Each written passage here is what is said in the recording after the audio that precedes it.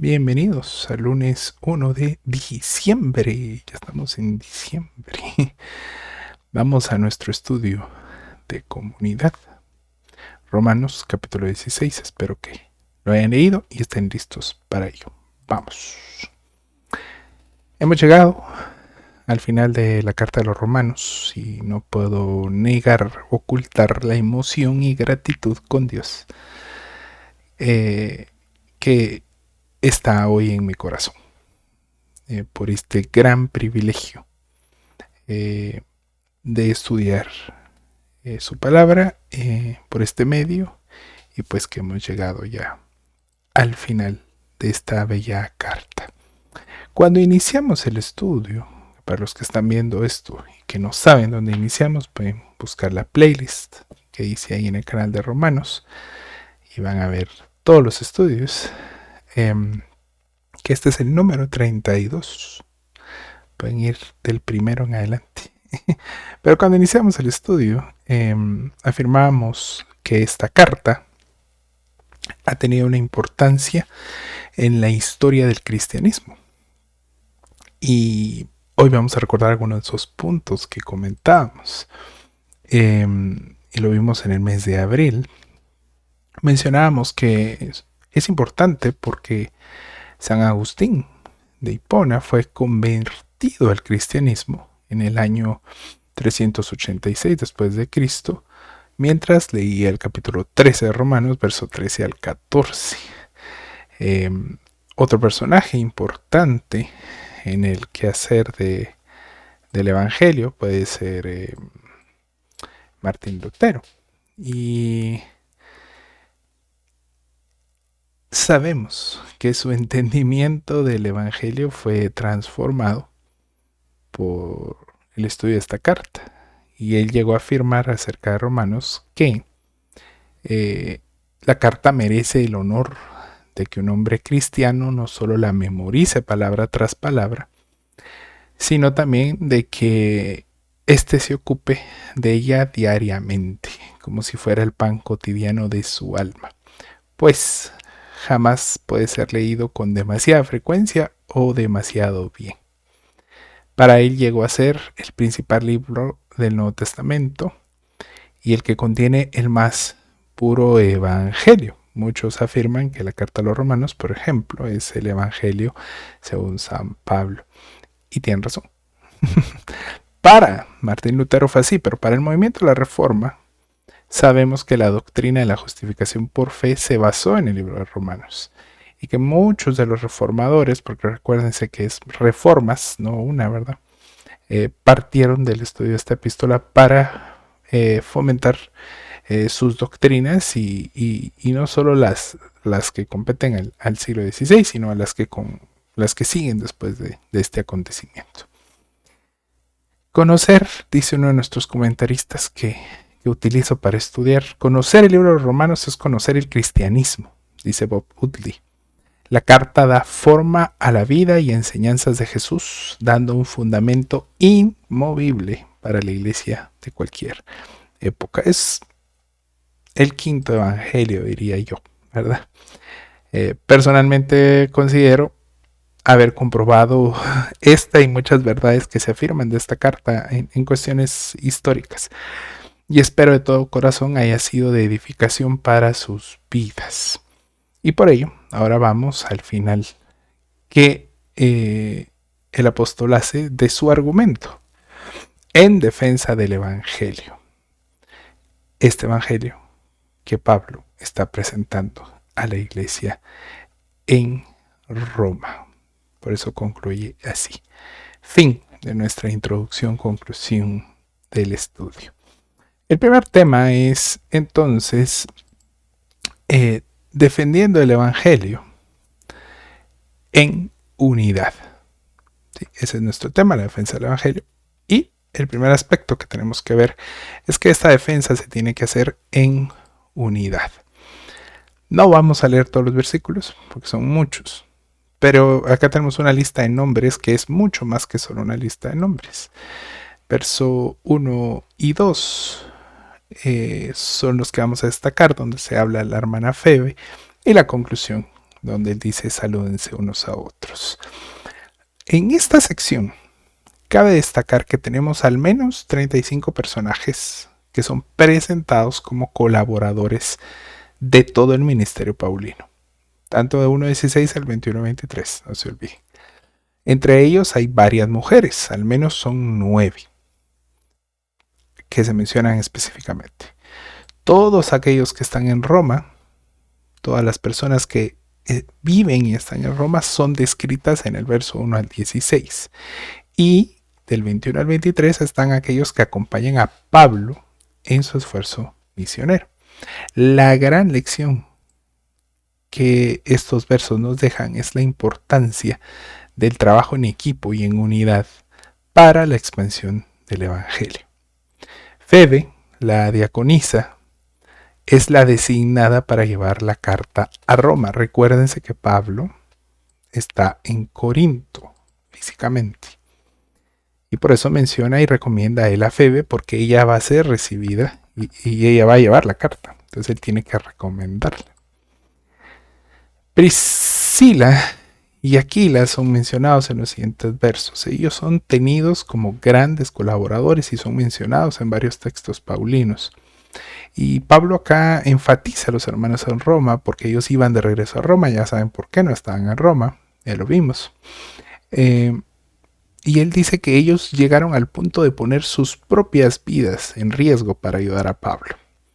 Y la lista continúa y menciona muchos personajes del quehacer del Evangelio. En los versos 21 al 23, como les comenté, están aquellos colaboradores que estaban con Pablo en Corinto. Pablo escribe esta carta estando en su tercer viaje. Para los que tienen la curiosidad, ya lo vimos al principio, pero lo repetimos. Y todos los mencionados en esa lista son los que están con él en Corinto, incluido el escriba, ¿verdad? El amanuense, aquel que tuvo la tarea de escribir lo que Pablo dictaba.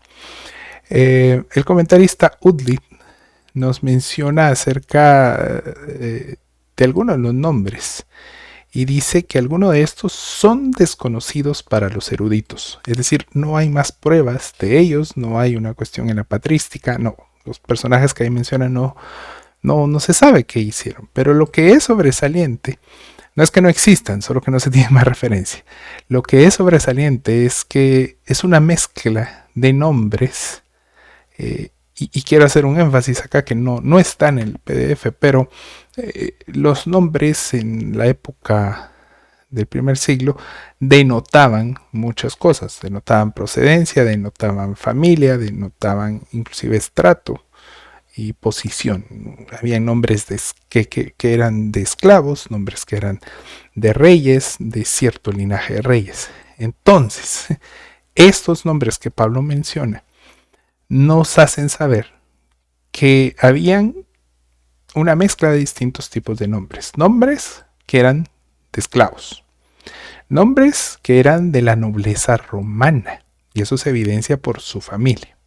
Nombres que eran de familias judías e inclusive de familias de la nobleza judía. Familiares de Herodes, por ejemplo. Hay hombres y mujeres. Hay nombres de hombres libres y de predicadores itinerantes. Hay nombres de extranjeros de Persia. ¿Esto qué quiere decir? Dice Udley, que todas las barreras han caído en la iglesia de Cristo Jesús. Esta es la unidad que el apóstol Pablo predica por precepto. Él les comanda a no estar en divisiones, pero también la vive en ejemplo. Pablo no discrimina, Pablo no es el machista que estúpidamente, ignorantemente, muchas mujeres feministas afirman que era. ¿Sí? Cada vez que ustedes escuchan una predicadora, porque no lo van a escuchar de un predicador, ponemos uno decente. Cada vez que ustedes escuchan una predicadora que dice que Pablo era un machista y que acá jamás vuelvan a escuchar a esa persona. No sabe de lo que está hablando. Cierro paréntesis. Y esta era la advertencia que Pablo hacía a Roma. No vivan en divisiones. ¿Sí? Dense cuenta que somos parte de algo más grande que solo nosotros mismos, o que nuestro linaje o nuestra nacionalidad, etcétera, etcétera. Este es un mensaje que es grande también para nuestros tiempos, porque en nuestros tiempos hay divisiones de este tipo en las iglesias, sea por segregaciones raciales, sea por separarnos por asuntos de estrato. Hay iglesias para ricos, iglesias para pobres, sea por liberalismos o legalismos, como vimos en las últimas dos clases, sea por modas, porque en esta iglesia siguen esta moda y en esta no, y en esta son conservadores, etc. Sea por cuestiones de acción social. Hay iglesias de corte izquierdista que todo lo quieren ver como un comunismo cristiano. Hay iglesias completamente mercantilistas y cómo se mueven en la acción social. Hasta ese tipo de cosas nos dividen. Y otros tipos de cosas que nos van a dividir. Este mensaje es para nosotros, para no caer en ese error. Porque esto se ha vuelto común en la iglesia. Debemos nosotros recordar, nosotros hoy, siglo XXI, que somos un solo cuerpo en el Evangelio. Que trabaja, o si no lo hace, debería de trabajar con el único propósito de llevar a Cristo a aquellos que no lo conocen. Y para hacer esto, tenemos que trabajar en defensa del Evangelio en unidad, usando nuestros dones, como dice el capítulo 8, para el servicio en la iglesia y hacia la iglesia. Para defender el Evangelio debemos de fomentar la unidad. Y esto no es contradictorio con lo que acabo de decir cuando hablé del machismo. Porque para mantener la unidad, muchas veces, y esto hay que decirlo porque es otro error de la iglesia, vamos a tener que tomar acciones en defensa del Evangelio contra las falsas enseñanzas. Porque unidad no es sinónimo, lo vimos, lo hemos visto en toda la carta, no es sinónimo de tolerar falsas enseñanzas. No, para eso no hay tolerancia, no hay armonía, no hay, es que es débil. Esos no son débiles, porque no obedecen a Cristo. Esos no son débiles, esos son falsos maestros. Y esto lo vamos a ver, obviamente, como lo ven ahí en el 17 al 20. No voy a leer esto porque ustedes lo pueden leer. Ahí entre paréntesis tienen otras formas de ser traducidos estos versículos en distintas traducciones.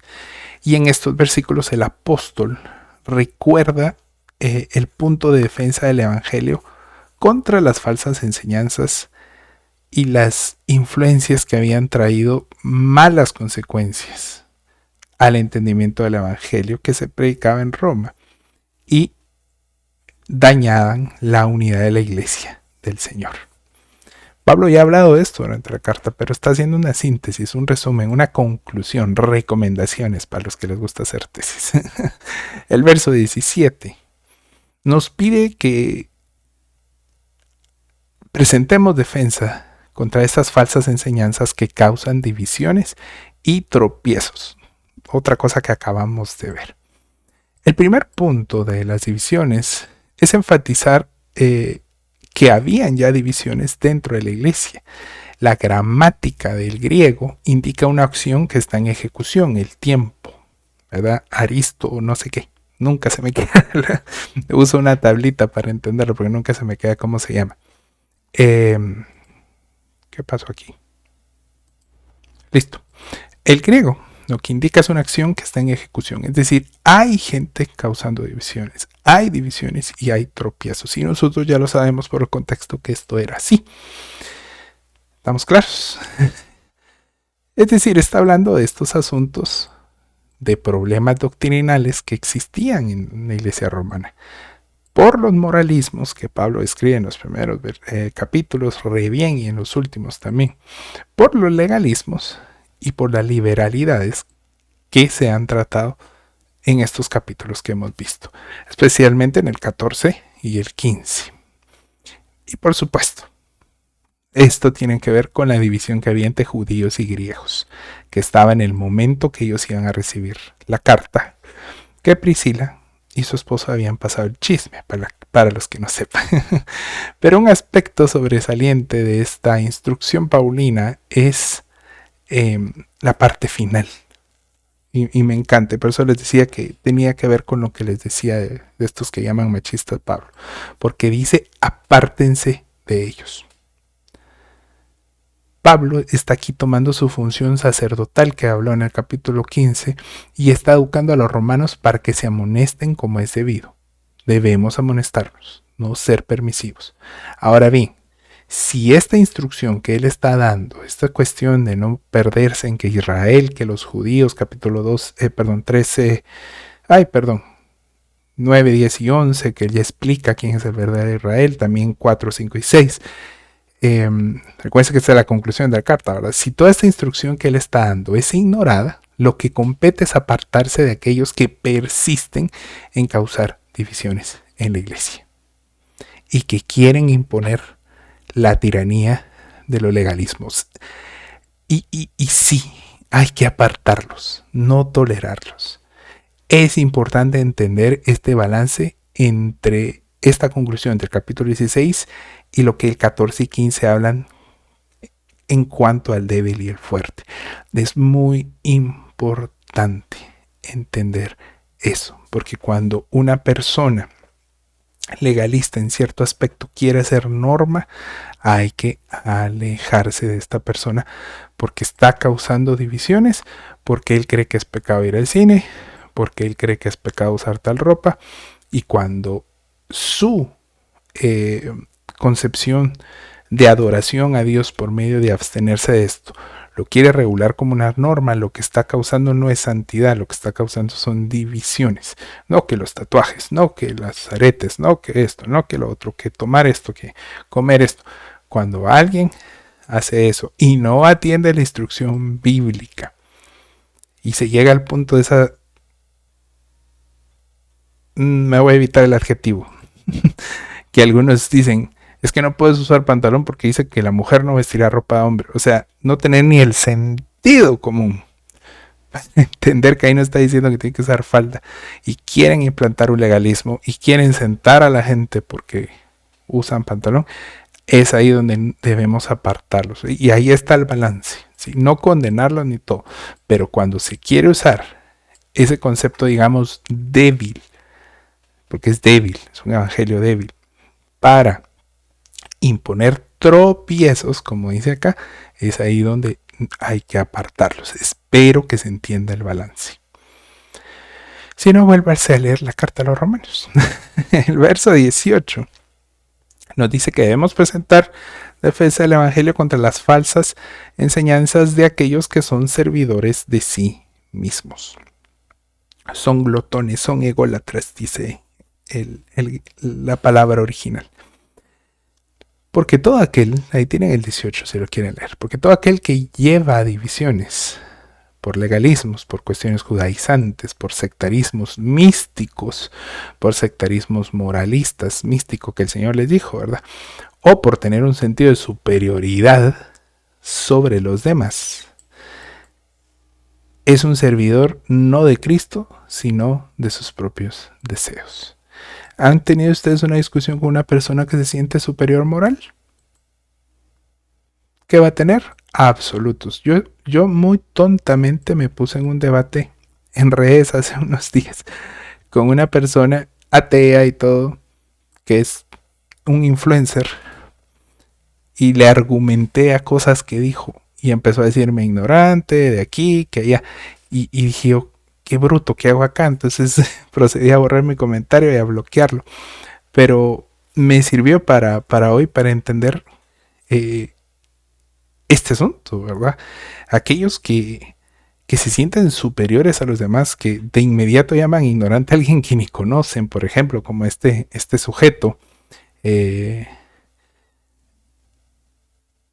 También hay dentro de las iglesias personas así, personas que dicen que ellos son superiores, que ellos oran, que ellos ayunan, que ellos cantan, que ellos sirven, que ellos han evangelizado, y tienen esta aura de superioridad moral con la cual todo el que no piense como ellos, todo el que no sea como ellos, que no se vista como ellos, es inferior.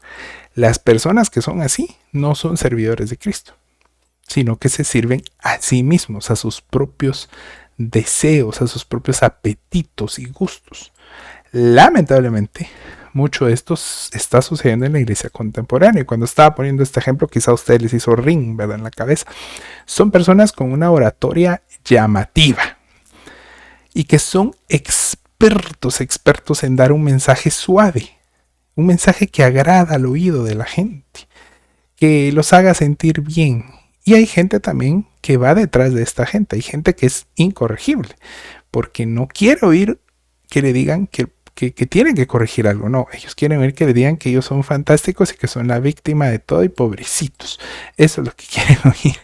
Y lamentablemente estos personajes, como que están descritos acá en el verso 18, que van diciendo verdades a medias, y aunque van diciendo verdades a medias, la gente no se da cuenta, ¿verdad? Es gente que predica un evangelio que le hace creer a la gente que ellos son el centro de la vida.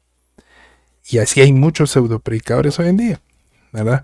Coaches, motivadores que te hacen decir que vas a ser bendito, que Dios te va a abrir puertas, y etcétera, etcétera. ¿Verdad? Ustedes ya saben de qué tipo de gente estamos hablando.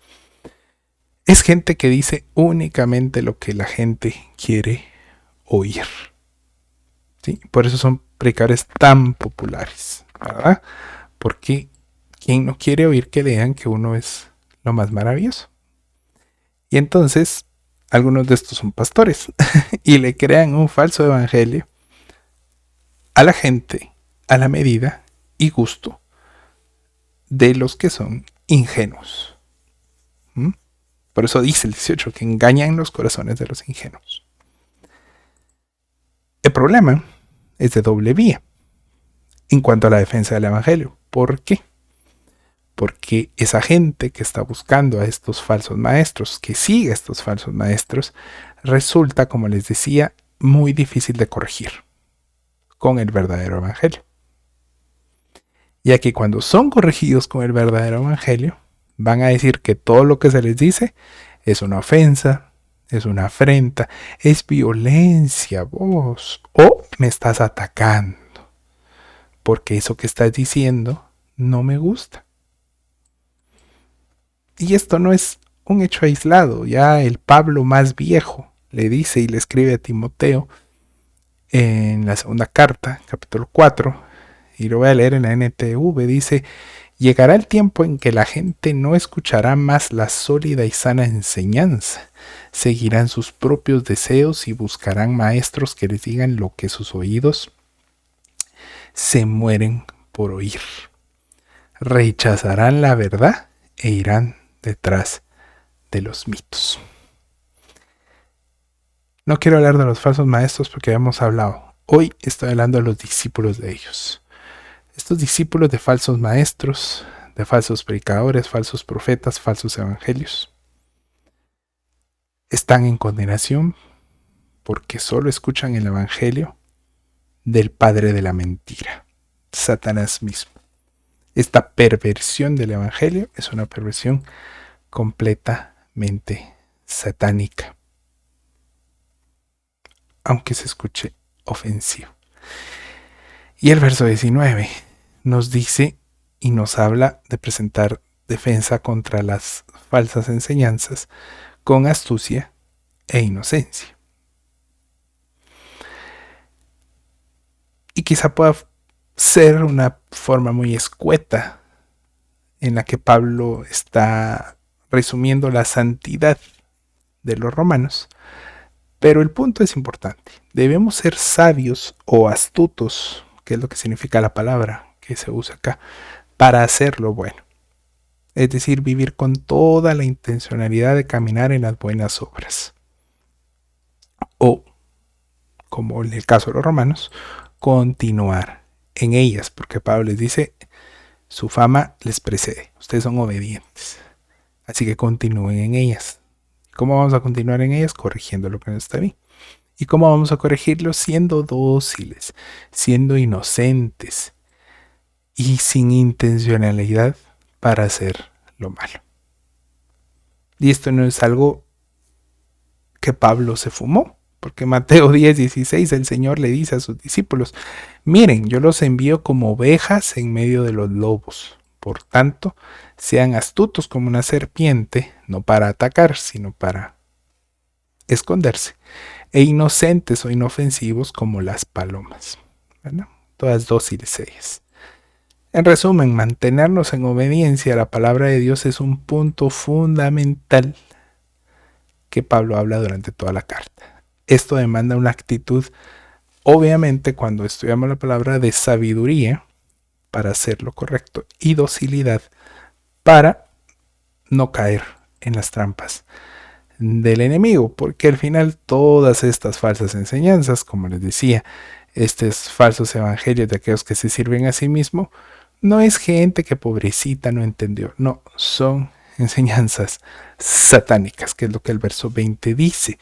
Y el Dios de paz aplastará pronto a Satanás debajo de los pies de ustedes. La gracia de nuestro Señor Jesucristo sea con ustedes. Ahora este no es el aplastar que algunos movimientos utilicen, sino que esta defensa del Evangelio que vamos a presentar en el verso 20 es en contra del mismo Satanás. Esta es una promesa que se da desde el protoevangelio, que ya le hemos hablado, Génesis 3:15, pero que en el contexto en el que se está hablando y con el lenguaje que se está hablando en el griego, se hace viva de parte del Dios de paz. Quiero que se encuentre lo que dice el versículo. El Dios de paz, no ustedes, ¿sí? Porque el poder del Espíritu, no. Dice, y el Dios de paz, como dice, aplastará pronto a Satanás debajo de los pies de ustedes. Pónganle coco a eso. La paz de Dios se hace cuando apartamos toda falsa enseñanza que proviene de Satanás. Un comentarista afirmaba: detrás de los falsos maestros está lo demoníaco. ¿Sí? Esto es vital de entenderlo, porque hay mucha gente en estos círculos de no toques al ungido que por ese asunto, ¿verdad?, de que supuestamente son seres superiores que tienen una unción especial, no se atreven a denunciar las falsas enseñanzas y entender que detrás de estos falsos maestros está el demonio. Y que lo que ellos mueven y dicen es el demonio. Y son tan inocentes, tan ingenuos, que creen que porque estos mega predicadores demoníacos citan la Biblia, entonces son bíblicos, ¿verdad? Y algunos porque como tienen hemorragia bíblica, usan 20,000 versículos, aunque la gran mayoría usa un versículo sacado de contexto. Pero tenemos que entender que el origen de estas falsas enseñanzas es del Satanás mismo. Y por eso puse esta imagen que tenemos acá arriba. No sé si entienden de qué es eso, de la tentación del Señor Jesús. ¿Y qué hace Satanás ahí? Utiliza la palabra, utiliza los salmos, utiliza Deuteronomio para tratar de persuadir a Cristo. ¿Más pruebas necesitan? Pero el Evangelio va a disipar la oscuridad y la maldad en aquellos que lo abrazan y lo viven. Entonces, ¿cómo contrarrestamos? Usemos el mismo ejemplo acá que no lo tenía en los escritos. ¿Cómo contrarresta el Señor Jesús los malos usos de la palabra del diablo? Con la ley de Deuteronomio. Y le dice, pan, pa, pa. Y los 3 que le da, lo da con la palabra. Mega paréntesis acá. ¿Por qué yo soy tan crítico del entretenimiento? Porque soy tan crítico de que llenemos cines para ver finales de temporada de Chosen, de que estemos prendidos de las series, de que idolatremos, porque es lo que hacemos, aunque no nos guste que no lo diga, pero como yo soy insignificante, no importa, lo puedo decir, que idolatremos a los artistas cristianos, que idolatremos el merchandising cristiano. ¿Por qué me opongo tanto a eso? Porque entonces consumimos tanto de eso y no consumimos Biblia. Y nos presentamos como sacrificio vivo para que el diablo con sus falsos evangelios empiece a bombardear nuestra cabeza. y no conocemos el verdadero evangelio.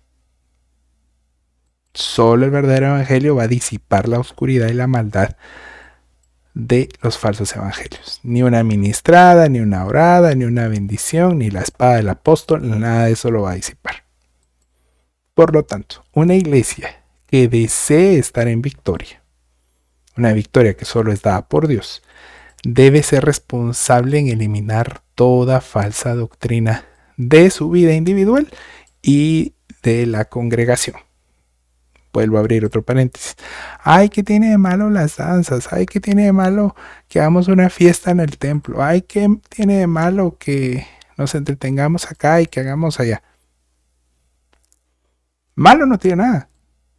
El problema es que esas oportunidades que tenemos de tener a la gente congregada las utilizamos para entretenerlas, las utilizamos para divertirlos y no para formar en ellos el evangelio.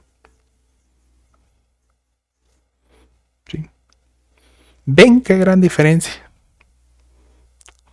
hay entre el evangelio?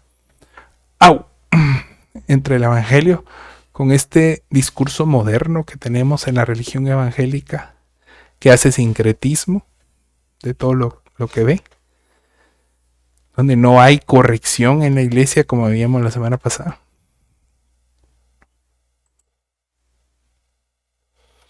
Hoy muchos creen que el verdadero evangelio es ser permisivo, es caerle bien a la gente, es ser de bendición a la gente. Y tener paz en la iglesia se obtiene evitando el conflicto. Están completamente equivocados. La paz se obtiene por la santidad y la amonestación en la verdad bíblica. Y no hay peor error que creamos que nuestra iglesia no ha sido influenciada por falsas enseñanzas. Lo estamos todo el tiempo y debemos de corregirlas. Punto 3. Debemos de presentar una defensa del evangelio hasta el final. Y acá concluimos con esta doxología del verso 25 al 27 y acá arriba tenemos el martirio del apóstol Pablo. 3 cosas fundamentales destacan en esta doxología hermosa con la que concluye la carta: el evangelio, la predicación y el plan salvífico de Dios. Las 3 son reveladas en su palabra que nos lleva a obedecer sus instrucciones en fe. Y por todo ello, nos unimos a Pablo a darle gloria y honra a nuestro Dios Padre, a su Hijo Jesucristo y a su Santo Espíritu, que nos han dado este evangelio a través de la palabra. Este era el evangelio paulino, por decirlo así, como dice Pablo en el verso 25. Ese es el evangelio que él predicaba. Esto no quiere decir que sea él, ¿verdad? Sino que es aquello a lo que Pablo está presentando una defensa, ya que, como ustedes se recuerdan, en la primera clase había sido presa de mentiras, de difamaciones de algunos judíos que habían regresado a Roma a la iglesia. Y es por eso que Pablo se vio en la necesidad de defender esta verdad. Una verdad que va a defender hasta el final, cuando por fin llegue a Roma y muera decapitado en las manos del emperador Nero. Ya me puse emocional. Bueno, se acabó. Concluimos. Pablo presenta en esta carta la defensa del evangelio verdadero, que es el evangelio que él predicó. Un evangelio por el que se entregó hasta esa muerte que vimos en la diapositiva anterior.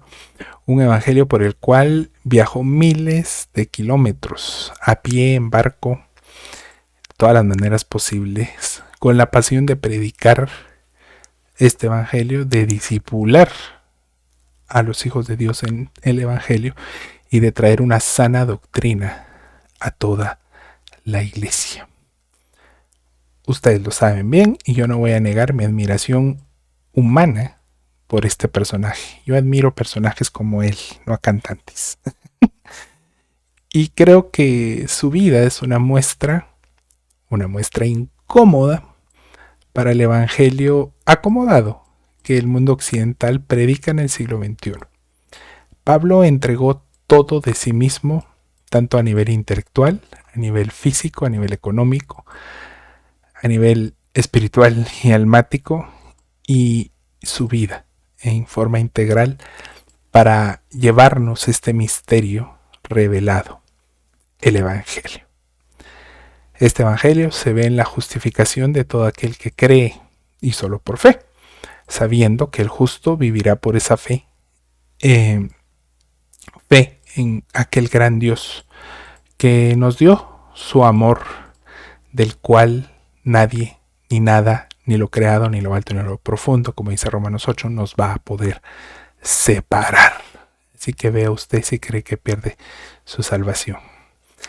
Para que vivamos como un sacrificio vivo, como dice el capítulo 12, dispuestos a usar nuestros dones, como afirma el 8 del 12, al servicio de la iglesia, en obediencia a la palabra bendita de Dios, como dice el 13, 14 y 15 y 16.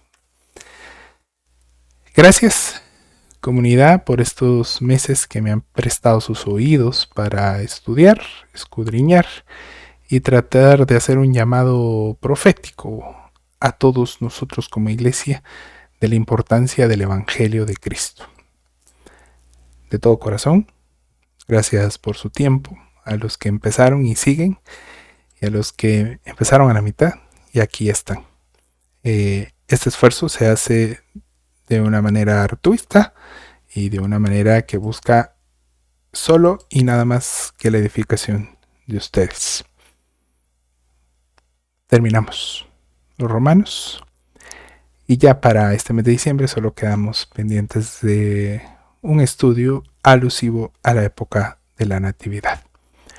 Bendiciones y espero que se encuentren bien. Hasta luego.